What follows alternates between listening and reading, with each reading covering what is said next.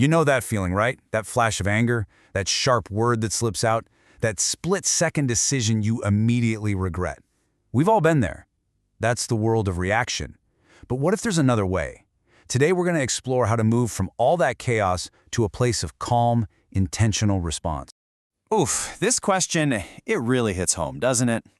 It's that awful, sinking feeling of having to apologize again, just because some automatic reaction got the better of us. It's a super frustrating cycle, and I think it's one a lot of us really want to break. So let's start by digging into this really common pain point. We can call it the reaction regret. That whole damaging cycle of just lashing out and then feeling terrible about it afterwards. You know, the interesting thing here isn't just about how big the reaction is, like shouting when someone's a bit harsh. It's that deeper, really uncomfortable feeling of not being in control, of not acting like the person we actually want to be. And this brings us to the big question we're tackling today. Is it actually possible to break this cycle? Can we get hit with a trigger from the world and just not have that knee-jerk, regrettable reaction? Well, the answer is yes. And it all starts by understanding a really key difference. All right, so let's get into the idea that unlocks this whole shift in mindset. It really all comes down to understanding the massive, fundamental difference between a reaction and a response. And this is so important to clear up.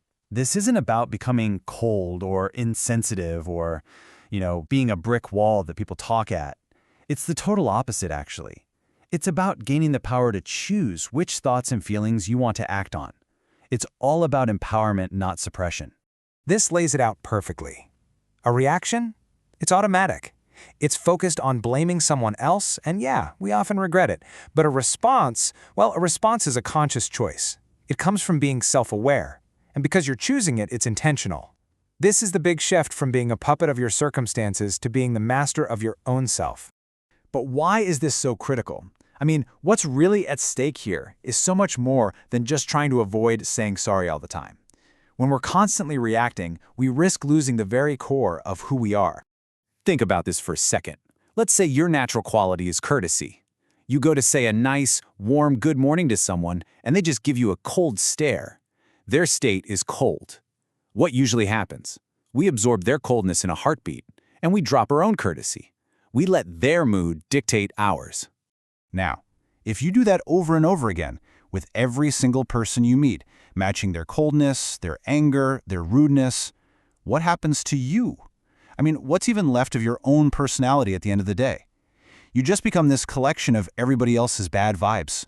So the solution is to make this your mantra. Seriously, it's this powerful declaration that you own yourself. It's you deciding who you are and then committing to being that person no matter what the world decides to throw at you.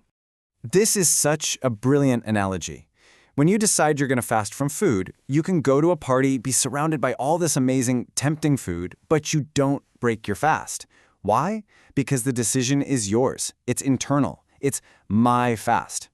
We have to start treating our best qualities, like courtesy or calm or kindness, with that exact same level of commitment. Now, this commitment to our own qualities, it leads us to an even deeper level of ownership. It makes us ask a really important question. Who is really in charge of our inner world? This brings us to the responsibility we have for our own minds. We say this kind of thing all the time, right? My mind is just all over the place today. We talk about our mind like it's this separate, mischievous little creature we can't control. But let's be real. Who's actually responsible for it? When you say you can't control your mind, it's pretty much like a parent saying they have zero responsibility for how their child behaves. But your mind is your mind. It's your child to guide and to nurture and, to take responsibility for. And here's the profound consequence of that. When we don't take responsibility for our own thoughts, we deflect. We turn outwards. We start trying to control other people's behavior so we don't have to deal with our own reactions. We say, hey, is that any way to speak? Because we can't tell our own mind, hey, is that any way to think? Taking responsibility for our thoughts leads us to a really critical insight. It's this idea that our internal state of being is way more important than our external act of doing. Let's break this down. Relationships aren't just a list of things you do for someone. They're about the energy behind those actions. You can give someone a gift because it's your duty, right? But if you're feeling resentful while you do it, that gift has no positive energy. The priority has to flip. First, you have to be emotionally healthy, and only then can you do things that create healthy relationships. And this is exactly why looking for happiness in external things like shopping or movies or even in other people, it never really works. It's like having a really bad toothache and trying to fix it by watching a movie. For a couple of hours, sure, you might forget the pain, but the second those credits roll, guess what? The toothache is still there. The root cause hasn't been fixed.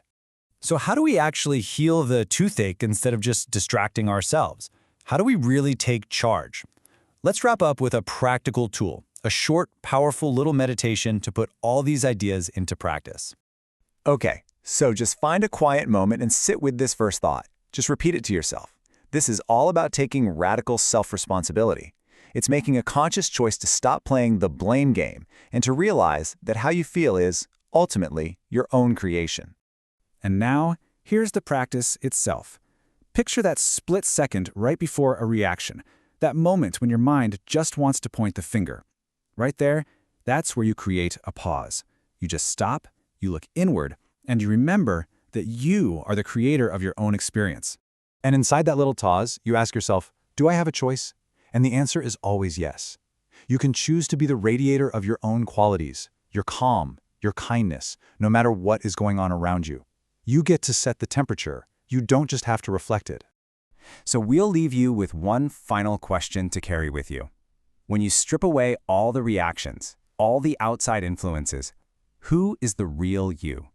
Because that is the person you have the power to be every single day.